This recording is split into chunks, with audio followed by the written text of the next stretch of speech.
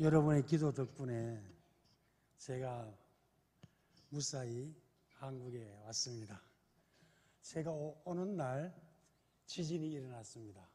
그래서 지금 미얀마에 있는 형제자매들이 전기도 수도도 끊긴 채 온도는 45도 정도 되는 뜨거운 날씨에 그런 손부채 하나로 그렇게 버티고 있습니다. 미얀마는 지금 전쟁 중이기 때문에 지금 지진이 심한 지역이 반군 지역입니다. 그 반군 지역이 이제 만달라이 쪽하고 사가잉 지역인데 거기에 주민들의 대부분은 기독교인입니다.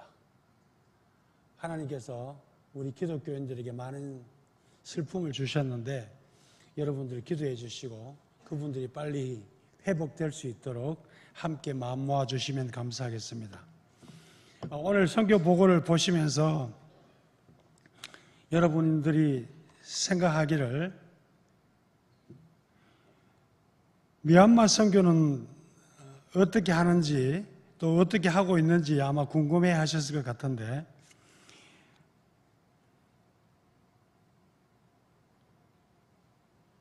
제가 잠깐만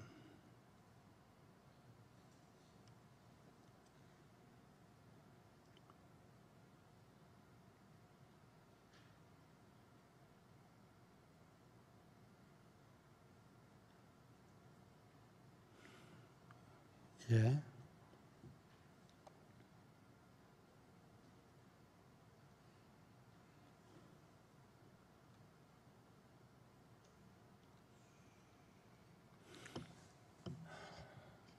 잠깐만 실례하겠습니다.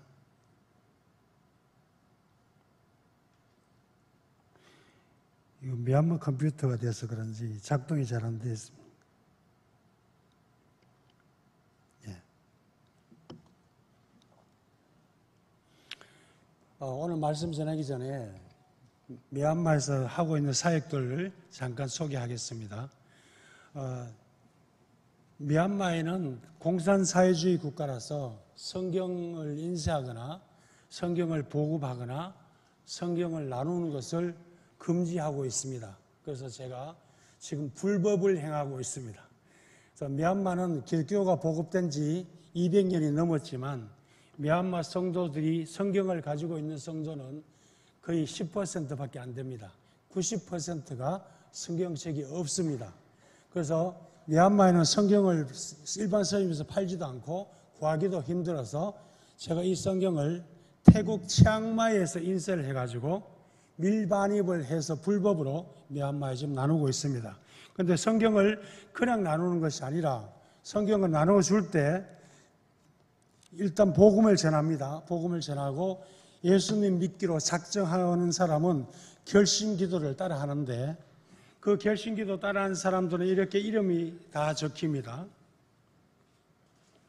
이름이 이렇게 다 적혀서 제가 오기 전까지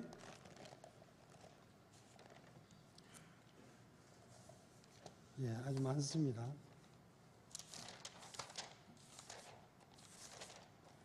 오기 전까지 5일 전에까지 성경을 나눠준 사람의 숫자가 7,617명입니다.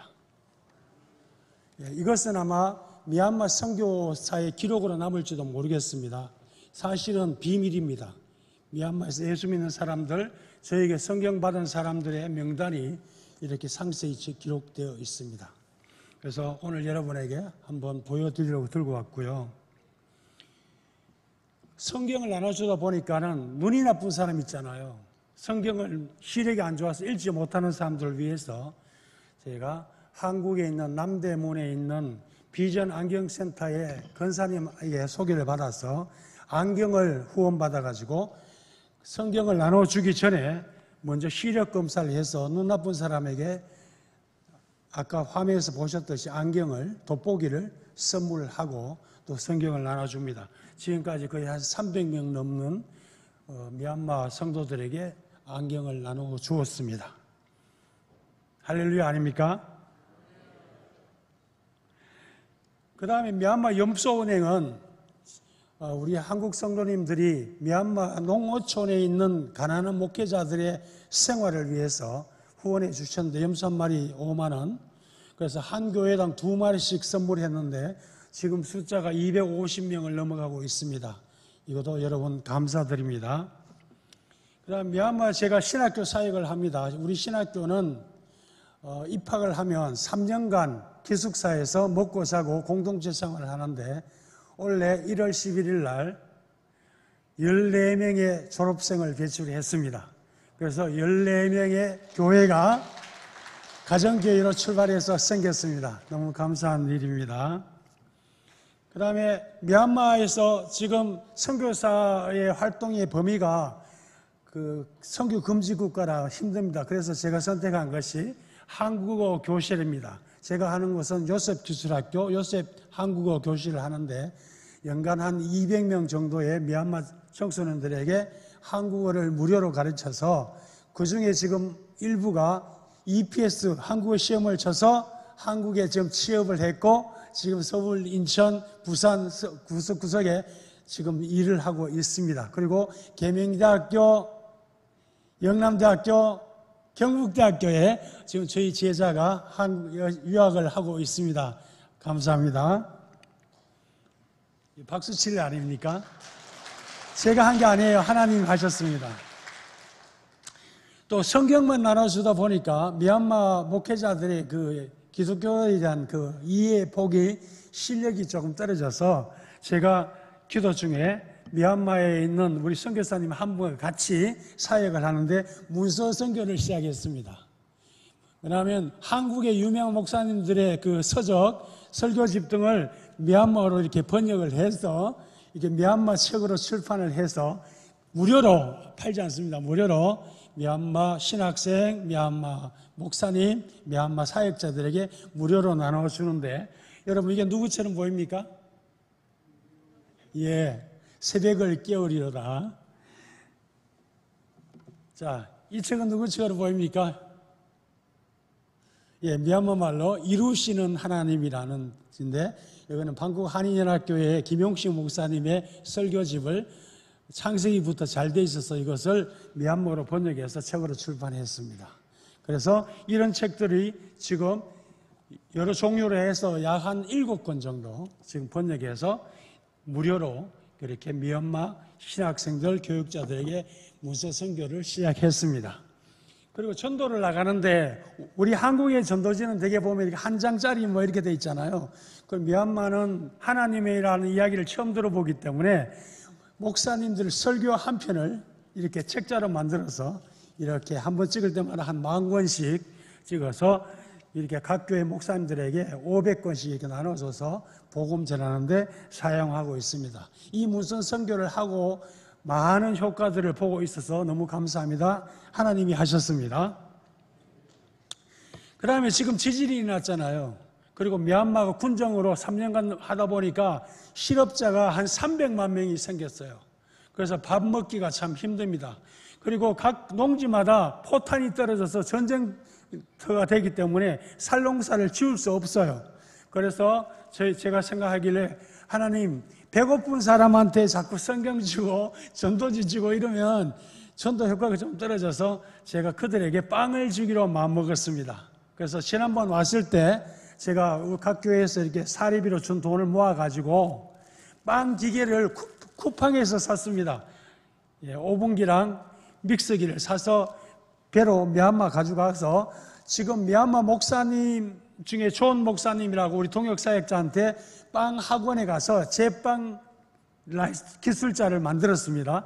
그래서 지금은 빵을 그냥 이렇게 사서 주는 게 아니라 우리가 직접 만들어가지고 빵을 주면서 어린이 전도에 사용하고 있습니다.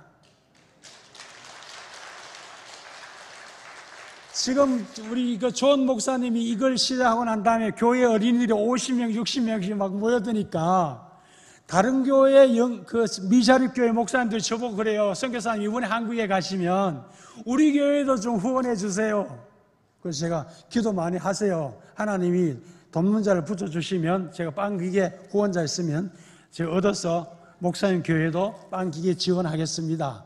그래서 지금 저희 선교 사역자들이 빵 배우고 싶어 하는 목사님들을 우리가 매주 월요일 날 우리 교회를 불러 모아가지고 무료로 빵 제조 기술을 가르치고 있어요.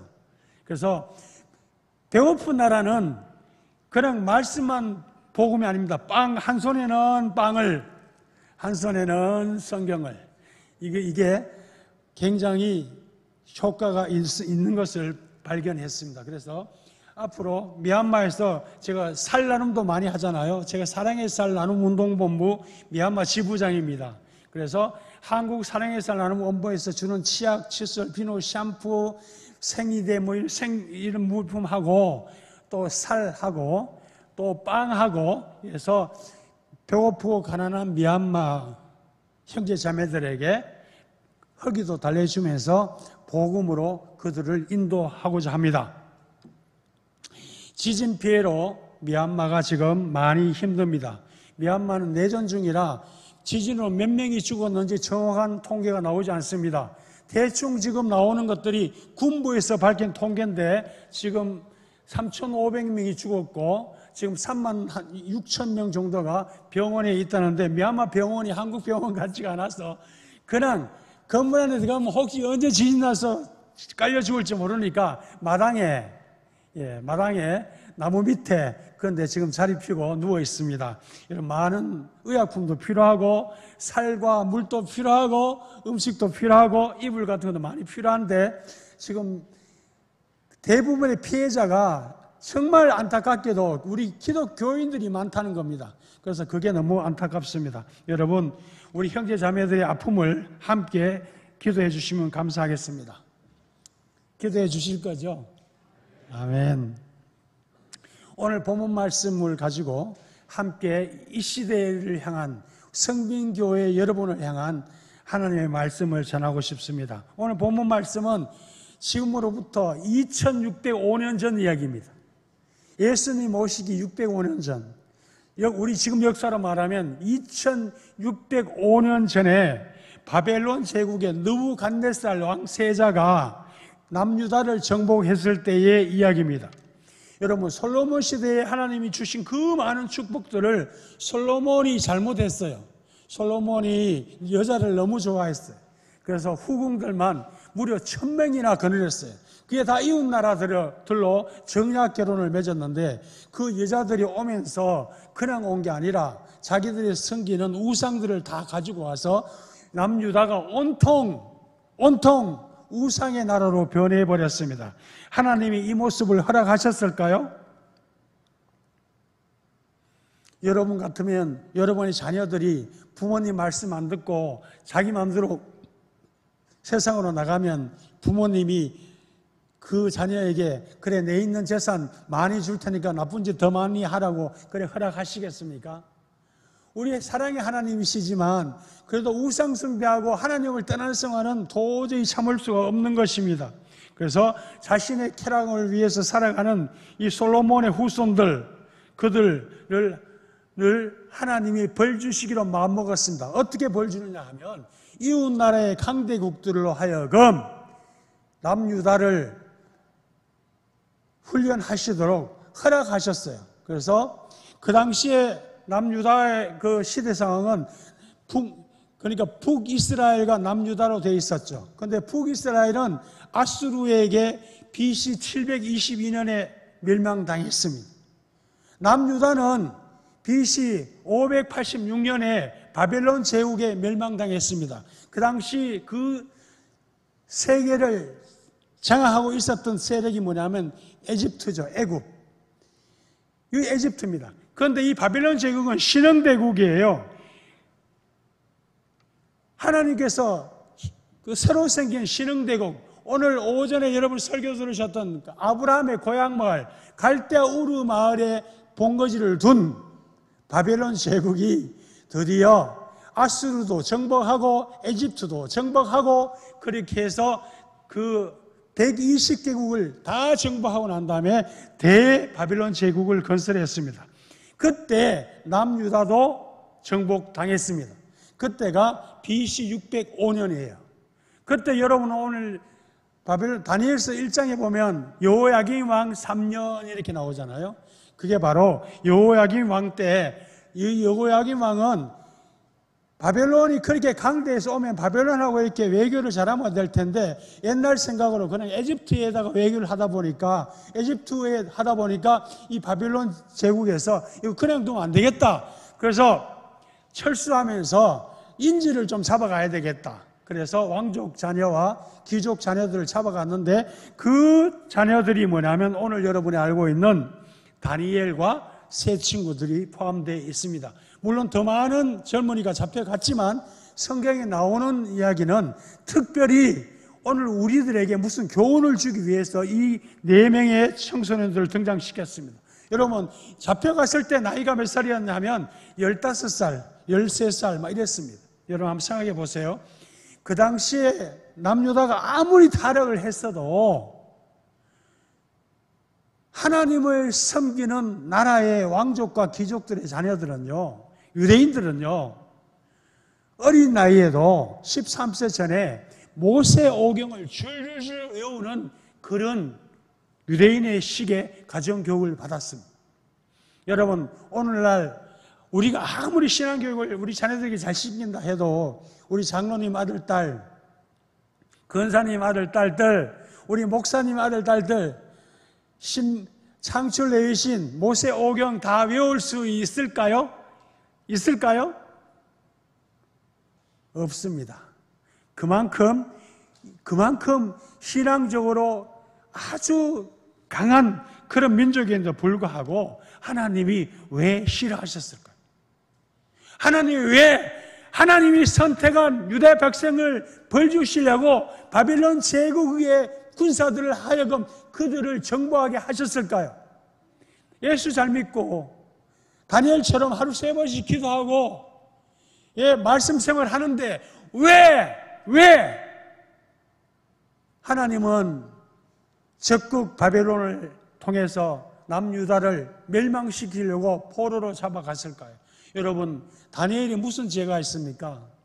여러분, 15세 되면 중학생 정도 되나요?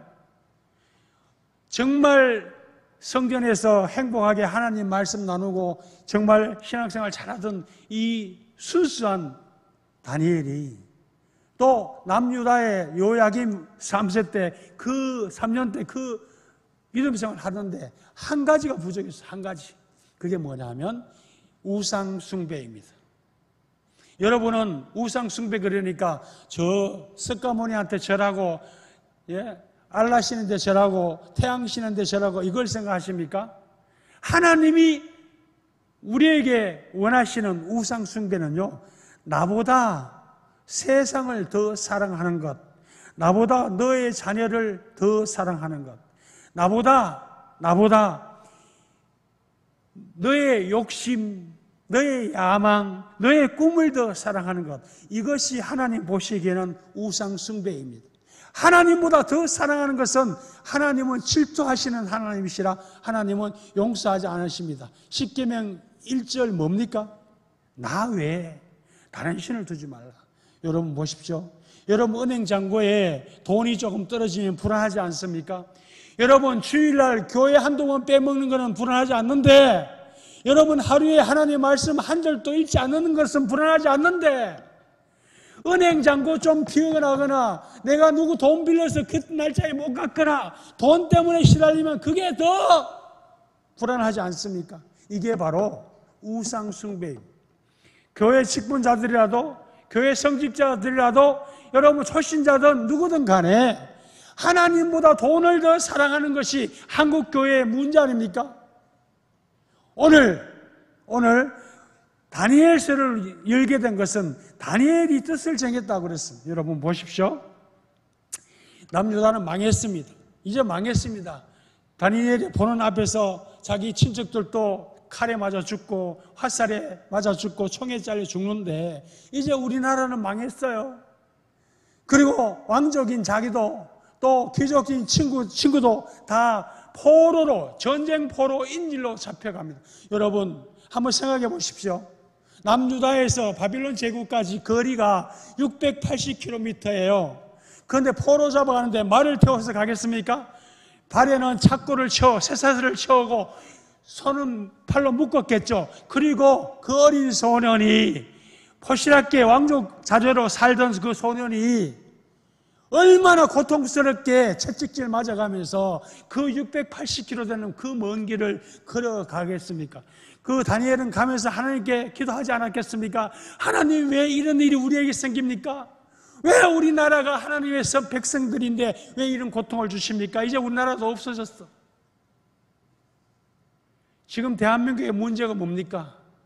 중국 공산당이 대한민국을 그냥 가지고 놀고 있지 않습니까? 지금 한국의 상황을 보면서 다니엘서의 이 일장의 모습이 너무 닮아 있어. 우리가 잘못하면 하나님이 옆에 있는 강한 나라를 통해서 우리를 포로로 잡아가고 이 나라는 멸망당하는 거예요. 그거 누구 책임이에요? 믿는 자 책임이에요. 우리 믿는 자 책임이에요. 정치인들 욕하지 마세요. 하나님이 보시는 것은 대한민국에서 어느 대통령, 어느 장관이 안 해요. 바로 하나님을 섬기는 나, 하나님을 섬기는 여러분들이에요.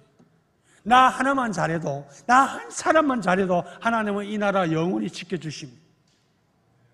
믿으십니까? 여러분 보십시오. 다니엘이요, 그 여호야김 나쁜 왕 밑에서도 다니엘은 믿음 생활을 했어요. 그리고 다니엘이 잡혀서 왕궁에 갔습니다. 그 갔더니 상상외의 사건이 벌어진 거예요. 나는 이제 죽었구나. 나는 이제 노예로 살겠구나. 나에게는 희망도 없구나. 나는 앞으로 어떻게 살아야 되지? 우리는 이런 상황 겪지 않습니까? 내가 교회 잘 다니고 말씀 생활하고 이웃 잘 도와주고 성경은 열심히 읽고 성경하는데 우리 집안에 생각지 못한 불행이 닥칠 때 여러분은 하나님을 원망하십니까? 하나님께 감사드립니까? 하나님, 왜 나에게 이런 일이 생깁니까? 그때 다니엘도 어떻게 했겠습니까? 이제 죽었구나라고 했는데 왕궁에 잡혀갔어요. 그 갔는데 이 꿈 많은 15세 소년이 친구하고 같이 갔어요. 그 친구 이름이 뭐예요? 미사엘, 아사랴, 예?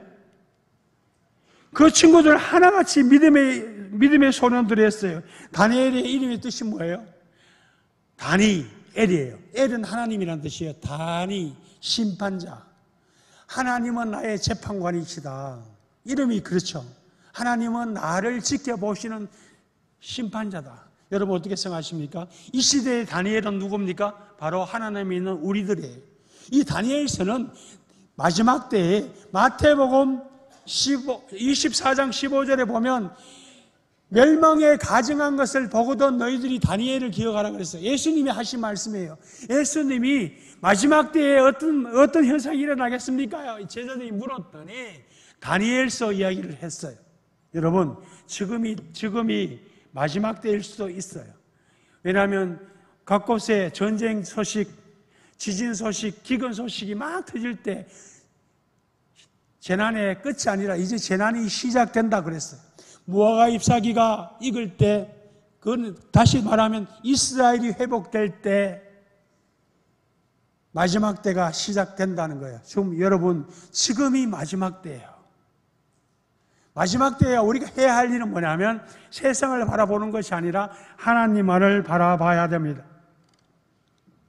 여러분, 다니엘의 세 친구가 하나야와 미사엘과 아사랴가 잡혀갔는데 그 환관장 아스부나스가 가자마자 뭘부터 했어? 이름부터 바꿔버렸어.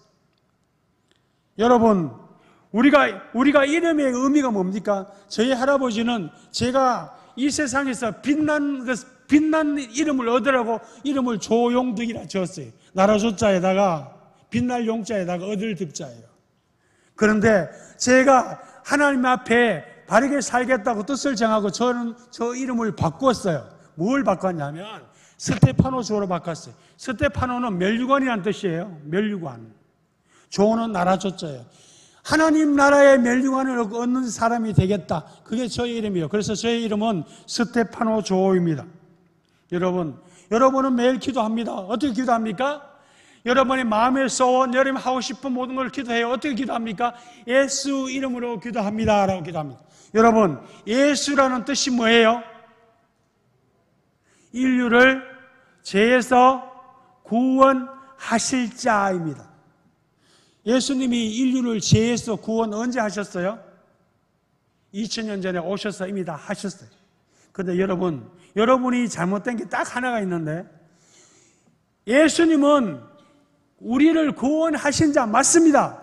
그런데 하실 자입니다. 예수는 인류를 죄에서 구원하실 자입니다. 그런데 예수 그리스도는 뭐냐면 인류를 죄에서 구원하신 자입니다. 그러면 우리가 기도할 때 예수 이름으로 기도합니까? 맞습니까? 예수 그리스도 이름으로 기도합니다가 맞습니까? 인류를 죄에서 구원하신 자가 예수 그리스도이고 인류를 죄에서 구원하실 자가 예수입니다. 그러면 여러분 기도할 때 마무리 어떻게 하는 게 좋겠습니까?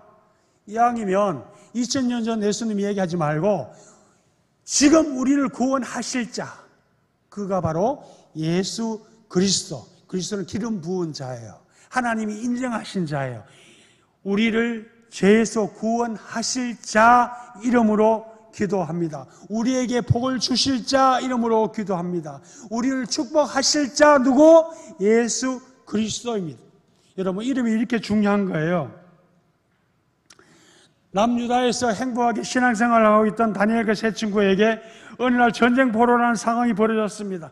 우리에게도 그런 상황이 벌어지지 않습니까? 다니엘은 보통 믿음 생활을 한 게 아니에요. 어리지만 포로로 잡혀갔어요. 그래도 지가 남유다에서 한 것처럼 하루에 3번 아침, 점심, 저녁 기도했어요. 그리고 자기가 잡혀왔지만 하나님께 감사기도 했습니다. 그리고 다니엘은 이 세상 사람을 두려워하지 않고 오직 그가 두려워했던 건 뭐냐면 하나님 아버지만 두려워했어요. 여러분은 누구를 두려워하십니까? 하나님 잘 섬기고 교회 예배 출석 잘하고 헌금생활 잘하고 기도도 열심히 하는데 왜 이렇게 가난하고 힘들게 살아야 하느냐고 불평해 보신 적은 없습니까? 다니엘서 6장 16절 한번 읽어볼까요? 다니엘서 6장 16절 한번 띄워주시죠.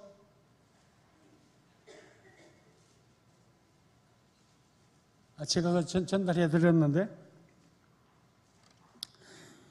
이에 왕이 명령하여 다니엘을 끌어다가 사자굴에 던져넣은지라 왕이 다니엘에게 이르되 내가 항상 섬기는 너의 하나님이 너를 구원하시리라 하니라. 여러분 다니엘은요 자기가 죽을 줄 알고도 하루에 3번 기도하는 걸 멈추지 않았어요. 여러분은 어떻습니까? 여러분 하루에 하나님께 정해놓고 기도하십니까? 우리는 다니엘보다 못해요. 그런데 다니엘이 포로로 잡혀갔을 때 왕궁에서 느부갓네살 왕이 어떤 대접을 해줬습니까? 왕이 먹는 음식을 포로들에게 먹였어요. 그리고 그들에게 그냥 노는 게 아니라 왕이 특목고를 만들어가지고 갈대아 학문, 언어, 역사를 가르치면서 왕과 똑같은 대접을 주면서 그들을 특수 교육을 시켰어요. 여러분 이 정도 되면 우리나라는 망했겠다. 이제 나는 희망이 없잖아요. 그런데 왕이 나를 선택해가지고 이 많은 포로 중에 선택을 해서 나에게 이런 대우를 해준다. 그러면 오히려 출세했겠구나. 그죠? 오히려 남유다 있는 데부터 더 대접을 받고 살았어요. 그런데 이 다니엘을 보십시오. 1장 8절 9절 말씀 오늘 읽은 말씀 보십시오. 어떻습니까? 다니엘이요 그렇게 대접받는데 마음속에 하나님에게 자기를 더럽힌다고 생각했어요.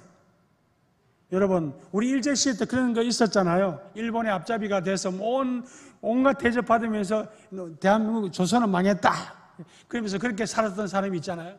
그건 다니엘도 똑같은 상황이었는데 다니엘은 그때 결심을 했어요. 내가 지금부터 뜻을 정하겠다.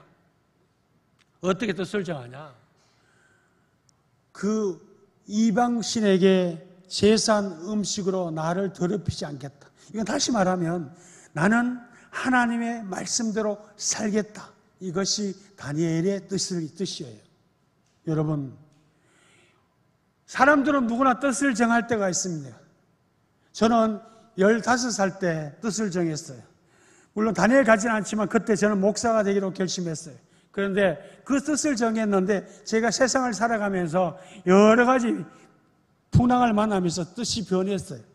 아이고, 목사 되는 것보다는 돈 많은 장로가 돼서 개척교회 하는 목사님들 뒷바라지 해주는 게 더 하나님한테 사랑받겠다, 그런 이상한 생각을 하게 됐어요. 그래서 사회에 뛰어들었습니다. 그런데 하나님께서 계속 지켜만 보고 계셨어요. 어떤 데는 잘 되게 하시다가, 어떤 데는 쫄딱 망하게 하시다가, 또 어떤 데는 잘 되게 하시다가. 그럴 때 가장 잘 될 때가 제 나이가 48세였어요. 그때 제가 KBS에서 성공시대 찍자고 저한테 연락 오고, 그 PD들이 카메라 들고 방콕에까지 저를 찾아왔을 때예요. 그때 제가 정중하게 이렇게 했어요. 저는 신학교에 가야 되니까 이거 촬영하지 맙시다. 여러분, 제 마음속에 어릴 때 하나님께 약속했던 그 뜻을 정함이 그때 기억이 나서 그때 모든 걸 내려놓고 그때 신학교에서 6년간 신학 공부하고 6년 후에 제가 목사 안수를 받았어요. 그리고 목사 안수 받고 이제 보통 목사들을 보면 개척교회 하나에서 이제 좀 말씀 전하고 일반적으로 하는데, 저는요, 목사 된 지 2년 만에 선교사로 가라 그래서 그 편안한 태국 방콕 생활을 25년 동안 하던 걸 접어두고 그냥 단돈 300불 들고 편도 비행기 끊어서 생전 가보지도 않은 미얀마 땅에 갔어요. 갔더니 하나님이 저를 위해서 모든 걸 준비해 놓고 계셨더라고요. 그래서 제가 깨닫는 건 뭐냐면, 여러분에게 뜻을 정한 다니엘처럼 우리도 한번 살아보자는 얘기예요.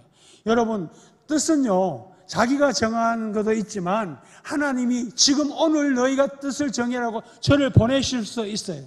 여러분, 우리는 어떤 데 뜻을 정하고 있습니까? 돈을 많이 벌어야 되겠다. 시험 공부를 해서 공무원이 되어야 되겠다. 내가 좋은 아파트 평수 늘려가야 되겠다. 올해는 차를 바꿔야 되겠다. 뜻이 많습니다. 그 뜻이요, 모두 나를 위한 뜻이었다면, 내 행복과 나의 쾌락과 우리 가족을 위한 뜻이었다면, 이제 여러분이 한번 하나님 앞에 고요히 생각해 봐야 돼요. 내가 그래도 집사고 건사고 장로인데 하나님이 나를 선택해서 이후에 이렇게 많은 사람들 가운데 나를 성령을 주셨는데, 하나님은 왜 나같이 못난 사람, 나 같은 사람에게 성령을 주셨을까? 왜 이 많은 사람 중에 나 같은 사람을 장로 만드셨을까? 왜 집사 만드시고 건사 만드셨을까? 생각해 보셨습니까? 내가 잘 먹고 잘 사는 거 좋아요. 하지만 지금 내가 살아가는 이것이 과연 하나님이 나에게 원하시는 모습일까? 여러분, 우리는 어차피 오래 살 분도 계시지만 몇 년 살지 않으면 다 하나님 앞으로 불려가야 돼요. 사람이 한번 죽는 것은 정한 이치고, 우린 거기 가면 반드시 심판대 앞에 서요. 2000전에 오신 예수님은 우리에게 구원하시기 위해서 구원주로 오셨지만, 지금 다시 오실 예수는 우리의 상벌을 심판하러 오시는 심판주로 오십니다. 여러분에게 상주로 오시는 분이 아니에요. 여러분이 심은 대로 거두게 하실 분이에요. 그래서 주님 언제 오십니까? 주님 빨리 오십시오. 이렇게 기도할 게 아니에요. 주님 가능하면 좀 천천히 오세요. 왜? 제가 아직 회개가 덜 됐어요. 다시 오실 예수는요, 구원자 예수는 이미 오셨지만 다시 오실 예수는 심판주로 오십니다. 여러분을 상 주시거나 벌 주시러 오신단 말이에요. 여러분, 이걸 기억해야 됩니다. 그러면 정복지에서 이 놀라운 다니엘과 세 친구들은 어떻게 했습니까? 느부갓네살이 25m 넘는 금신상을 만들어 놓고 여기 절 안 하는 놈 다 죽인다 해도 다니엘과 세 친구는 거기에 절 안 했습니다. 불불 그 뜨거운 온도에 들어가도 하나님이 천사를 보내서 보호하셨어요. 다니엘이 자기 죽을 줄 알고도 왕에게만 기도하는 게 아니라 하나님께 기도하는 걸 멈추지 않았어요. 근데 하나님 어떻게 하셨어요? 사자굴에 뚝 떨어졌어요. 여러분, 굶주린 사자가 사람 하나 떨어지면 어떻게 했어요? 그냥 뜯어버리겠죠. 근데 여러분 보십시오. 하나님 말씀대로 살고 뜻을 정하여 하나님께 살아간 다니엘의 모습에서 뭐가 보였겠어요?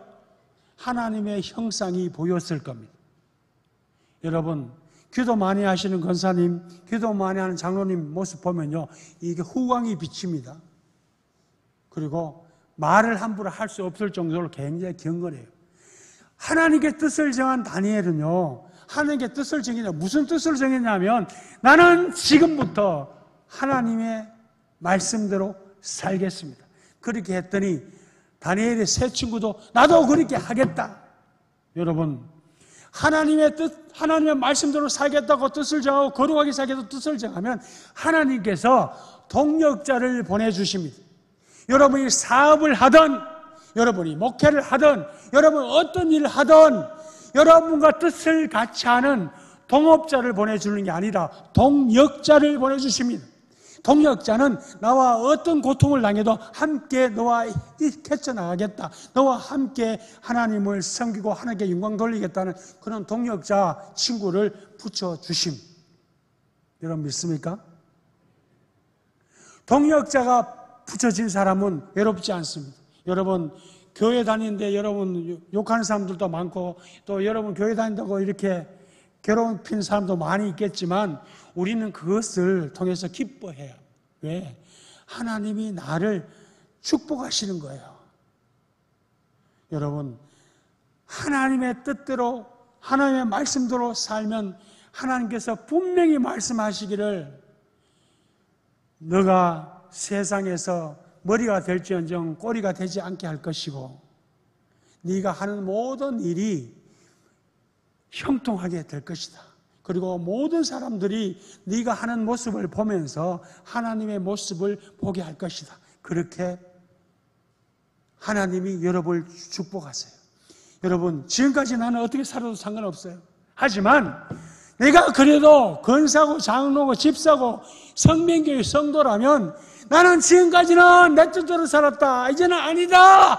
나는 하나님의 뜻대로 뜻을 정하고 거룩하게 살아보겠다. 그것이 바로 성경 말씀을 뜻대로 사는 거예요. 여러분, 하나님의 뜻을 알려면 성경을 읽어야 되잖아요. 그런데 여러분, 성경을 1년에 한 번씩은 읽고 있습니까? 하루에 3장씩 읽으면 1년 지나면 이 책 다 읽을 수 있어요. 하루에 10장을 읽으시면 석 달 만에 이 책 다 읽을 수 있어요. 여러분, 그래도 우리가 하나님의 자녀고 선택받은 직분자라면, 선택받은 주의 자녀라면 하나님의 마음을 알려면 어떻게 해야 돼요? 성경 좀 읽으세요. 여러분, 읽고 계신 분들은 정말 하나님의 뜻대로 이제는 말씀대로 살아가세요. 다니엘처럼 그냥 우리가 주일날 교회에 와서 잠시 그냥 예배 드리고 교회를 떠나면 또 일주일 동안 세상 사람인지 하나님을 믿는 사람인지 구별이 안 되도록 그렇게 살면 하나님이 슬퍼하십니다. 하나님이 나를 선택하신 이유는요, 축복의 통로로 만드시기 위해서 나를 구원하시고 나에게 성령을 주셨어요. 여러분, 사도행전 1장 8절 말씀이 뭡니까? 성령이 너에게 임하시면 너희가 권능을 받고 그랬어요. 성령 받으려면 뭐 해야 돼요? 기도해야 돼요. 기도를 해야 하나님의 영이 나에게 역사하시죠. 기도도 하지 않는 성도가 어떻게 성령 받은 성도입니까? 기도가 뭡니까? 하나님과의 대화예요. 하나님과의 대화예요. 여러분 아침에 새벽기도 나오셔 교회 나오시면 더욱 좋지만 집에서라도 일어나자마자 하나님께 무릎 꿇고 기도하는 그 순간에 하나님이 여러분과 함께 하십니다. God with us. 하나님이 나와 함께 하시는 거예요. 그래서 이렇게 얘기하는 거예요. 아버지, 오늘도 하나님 말씀대로 살겠습니다. 요 한마디. 아버지, 감사합니다. 오늘 나에게 생명 주셨고 오늘 내가 하나님의 말씀대로 살겠습니다. 이게 하나님에게 뜻을 정하는 거예요. 그럼 뜻을 정하는 사람은 어떻게 해야 될까요? 거룩하게 살아야 돼요. 여러분, 거룩이 뭡니까? 거룩은요, 구별될 성자에 거룩에 성결하게 사는 거예요. 구별돼야 돼요. 뭐와 구별돼야 돼요?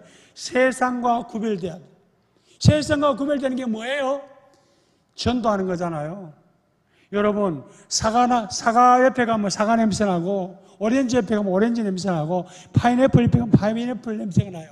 여러분은 크리스찬이야. 크리스찬 옆에 가서 쿡 치면 무슨 냄새가 나야 돼? 예수 냄새 나야 돼요. 하나님 냄새 나야 돼요. 그러면 쿡 치는데 뭐 나올까? 내 입에서 나오는 게 아이고 요즘 말이야 뭐 정치가 어떻고 뭐 어떻고 이게 아니라 내 입에서 툭 튀어나오는 게 성경 구절이 툭 튀어나와야 돼. 이게 기독교인 아닙니까? 여러분, 하나님이 여러분을 사랑하셔. 그리고 여러분이 얘기합니다. 나는 하나님의 자녀야. 하나님 자녀인데 여러분의 삶 가운데 내가 뜻을 정하여 하나님 뜻대로 살겠다고 결심했는데 지금부터 내 삶은 뭐냐면 이렇게 툭 건들면 성경 구절이 툭 튀어나와야 돼. 이게 바로 그 차례예요. 그리고 여러분, 우리가 복음을 전하는데 아무 음식이나 먹습니까? 아니에요.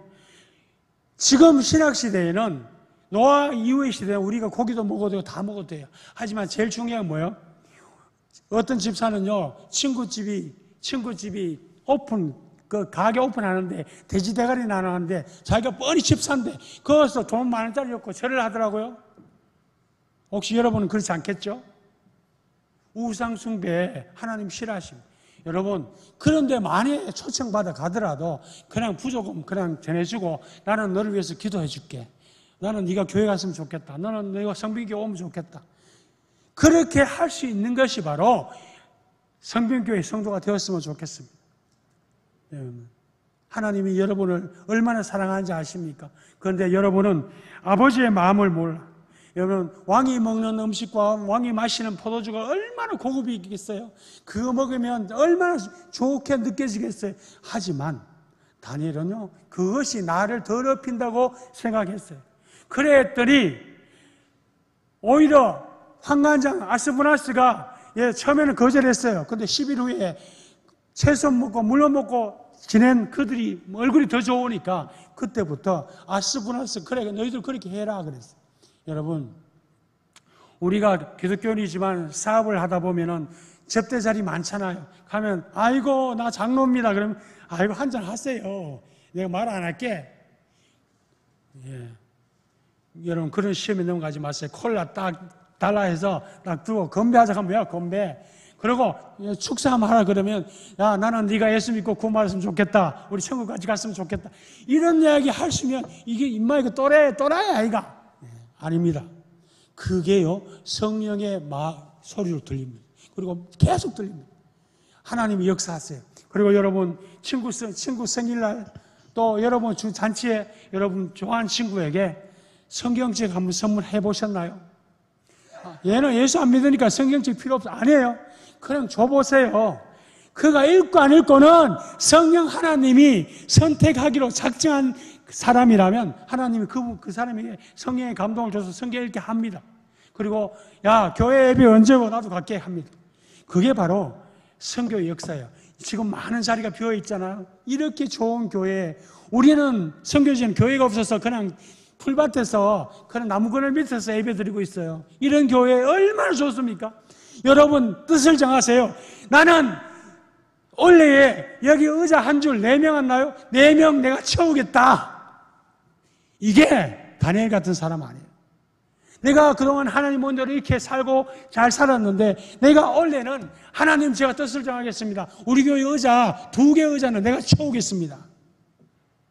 이게 우리가 해야 될 일이에요. 그러면 하나님이 그래 너 혼자 힘으로 잘 안 될 거다. 그래서 친구 하나 붙여줘요. 이게 바로 동역자를 붙여주는 거예요. 그리고 난 다음에 아스부나스가 영광을 주듯이 도저히 안 될 것 같은 사람이 나에게 막 도움을 주는 거예요. 이게 바로 내가 하나님의 복을 받는 거예요. 여러분 집에 가보면 항아리가 있잖아요. 항아리 입구를 똑바로 하늘 보고 하나 세워놓고 하나는 세상을 보고 비스듬히 눕혀보세요. 그럼 하늘에서 비가 내려요. 그러면 하늘 보고 있는 입구가 하늘에 있는 항아리는 물이 가득 고일 거예요. 그죠? 그런데 세상을 향해서 누워있는 항아리는 입구가 세상을 향해 있는 항아리는 물이 전혀 고이지 않아요. 이것이 하나님의 은혜입니다. 여러분의 입을 하나님을 향하여 벌리고 있으면 자동적으로 거기 복이 고여요. 그런데 여러분의 입이, 여러분의 관심이, 여러분의 마음이 비스듬히 누워서 세상을 향해 있으면 하늘에서 하나님이 아무리 복을 쏟아부어줘도 거기 항아리는 물이 들어가지 않습니다. 축복의 원리는 내가 하나님을 바라보느냐, 내가 뜻을 세워서 하나님을 향하여 거룩하게 사느냐, 아니면 하나님도 보고 세상도 보고 비스듬히 누워서 가짜 기독교인이 되느냐, 이것이 문제예요. 여러분, 내가 복을 받을 짓을 하면 하나님은 우리 자손 천대까지 복을 주시겠지만, 내가 벌 받을 짓을 하면 3대까지 아주 집안 몰락합니다. 그게 성경의 원리 아니겠습니까? 여러분, 다니엘이 포로로 잡혀갔어요. 그런데 다니엘이요, 바빌론 제국의 총리였어요. 무려 70년간. 또 메데 파사 제국이 바뀌었어요. 다리오 왕 때도 나라가 바뀌었어요. 그런데도 거기서 총리를 합니다. 여러분, 이게 가능한 일입니까? 한국의 청소년이 미국 가서 대통령 하는 거하고 똑같습니다. 보세요. 다니엘이 언제 기도하면서 하나님 저 총리 만들어주세요 하고 기도했나요? 아니요. 다니엘은 단지 뜻을 하나님께 세워서 지금부터 내가 하나님 말씀대로 살겠다는 뜻을 세웠더니, 다니엘과 다니엘 친구들뿐만 아니라 다니엘 삶 가운데 다니엘의 식솔들 모두가 그가 원하지 않았던 놀라운 축복으로 다니엘은 일평생을 총리하면서 살았어요. 그리고 70년 지나고 남유다가 포로에서 기환할 때, 그때 총리가 다리오 왕 때, 그때 총리가 누구였어요? 85세가 된 다니엘이었어요. 고레스 왕 때 칙령이 누구 때문에 발표됐겠습니까? 다니엘 때문에 됐어요. 여러분, 이런 축복의 사람이 되려면 우리가 뭘 해야 된다? 지금까지 내 뜻을 세상에 두고 있던 분들 오늘 돌리십시오. 그동안 내가 내 자식에게 온 뜻을 두고 있었던 분들이 있다면 돌리십시오. 지금부터라도, 아버지, 지금부터라도. 모세는 80의 뜻을 정했고, 아브라함은 75세의 뜻을 정했고, 요셉은 17세의 뜻을 정했고, 오늘 다니엘은 15세의 뜻을 정했어요. 그랬더니 그 남은 인생을 하나님이 어떻게 하셨습니까? 하나님이 너는 내 것이다. 너는 내 거야. 내 뜻대로 살았더니 정말 힘들고 어려웠는데 하나님께 내가 뜻을 정하고 내 마음을 드렸더니 내 인생의 모든 문제들을 하나님이 내가 상상도 할 수 없는 그 큰 복으로 나를 이끌어 가시더라는 것이 오늘 말씀의 핵심입니다. 여러분, 뜻을 정하십시오. 그러면 하나님께서 여러분과 함께할 동역자를 보내주십니다. 그리고 하나님께서 끝없는 영광으로 여러분을 축복하실 겁니다. 우리 미얀마 선교도 저는 모든 것을 하나님께 맡겼습니다. 미얀마는 선교 금지 국가라 제가 노골적으로 다니면 바로 잡혀서 경찰서 가서 뇌물을 안 주면 추방되거나 아니면 그냥 교도소 갑니다. 왜? 미얀마 법이 그렇습니다. 선교 금지하는 국가입니다. 그래서 저는요, 떳떳하게 잡아가려면 잡아가라. 왜? 내가 하나님이 나를 이 땅에 보내셨다면 내가 가든지 내가 여기서 선교를 하든지 이거는 하나님의 손에 달렸다. 저는 그래서 하나님을 믿습니다. 그래서 오늘 교회 주보보면서 제가 굉장히 안타까웠어요. 제가 M국에서 왔대요. M국. 여러분, 맞습니다. 미얀마 모든 선교사들이 자기를 M국으로 표현해 달라고 그럽니다. 혹시 미얀마 정부에서 이게 또 인터넷에 나가서 잡혀갈까봐. 근데 저는 스테파노조 미얀마라고 적어달라고 부탁했어요. 왜냐? 우리의 삶은 내 것이 아닙니다. 지금부터 내가 뜻을 정하기 전까지는 내 인생이 내 것이었어요. 모든 계획도 나로부터 시작됐어요. 이제는 아닙니다. 내가 하나님께 뜻을 정했습니다. 이제 내가 하는 모든 일은 뭐냐면 하나님으로부터 시작됩니다. 하나님께 모든 것을 물어봅니다. 아버지, 할까요 말까요? 아버지, 이 일이 하나님께 영광되는 거예요 아니에요? 물어보고 합니다. 이게 바로 우리들의 삶입니다. 여러분, 복 받고 싶으시죠? 여러분의 입을 하나님을 향하여 방향을 정하십시오. 내가 하나님만 바라보십시오. 내가 그동안 한 발은 세상에 한 번 하나님 이게 비스듬히 누운 항아리처럼 살았지만 이제부터는 아니다. 나는 오늘부터 조 선교사가 성령님의 음성을 입을 통해서 전한 이 말씀. 나는 오늘부터 뜻을 정한다. 그동안 내가 잘못 살았는 거 하나님 다 용서해 주시면 지금부터 뜻을 정해서 내가 하나님의 말씀대로 살겠다. 그리고 내가 그동안 성경 한 번도 제대로 안 읽었는데 이제 하루에 한 장 정도는 읽겠다. 그리고 하루 업무 시작하겠다. 내가 하루에 3번 기도하겠다. 식사 기도만 기도가 아니야. 아침에 일어나자마자 무조건 하나님 감사합니다. 그리고 성경 한 절 보고 하루 읽고 시작하고 샤워하고 밥 먹고 출근하시면 돼요. 그러면 출근 안 하는 분은 어떠냐? 성경 나는 오늘 10장 읽겠다. 그리고 여러분 친구들에게 전화해서 너 뭐하냐? 내가 점심 사줄게 나와라. 짜장면 한 그릇에도 거기 복음이 있는 겁니다. 여러분 무슨 얘기해요? 딴 얘기하지 마요. 성경 얘기하면 뭐 알아들어? 그러니까 여러분의 간증을 얘기해. 예수님께서 여러분에게 가르치고 너희들이 나에게 본발을 가르쳐 지키게 하라 그랬어요. 여러분 교회 다니면서 뭘 배우셨어요? 하나님이 지금까지 여러분에게 뭐를 보여주셨어요? 여러분에게 행하신 하나님의 은혜를 그 친구에게 나누면 그 친구가 관심이 있어. 그러면 하나님 예수님에 대해서 나는 잘 모른다. 그런데 내가 선물 하나 할게. 성경 요한복음부터 한번 읽어봐. 모르면 내가 또 이해해줄게. 다음 만나요? 그러면 또 만나면 뭐하냐? 커피 한잔 할까?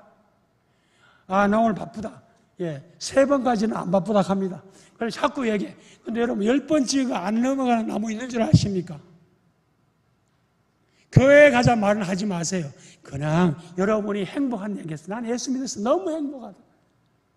야, 너 나보다 돈도 없는 놈이 뭐 그리 행복하냐? 야, 세상에는 돈으로 하는 게 아니야. 세상에는 하나님의 말씀으로 사는 게 너무 행복이야. 그러면 처음에는 야, 네 혼자 해라. 그러지만 조금 더 지나면요 궁금해합니다. 이게 바로 복음이 누룩처럼 퍼져나가는 거예요. 여러분은 예수 그리스도의 누룩들이에요. 처음에는 냄새난다, 갖다 치워라 하지만 그게 옆에서 조금씩 깎아먹게 하면 여러분 10번 찍으면요 그 친구가 이렇게 할 겁니다. 성빈교회 그 좋은 모양이네. 목사님이 설교가 좋은 모양이네. 그럼 한번 가볼래? 내가 오늘 점심 살게. 여러분 교회에서 밥 주잖아요.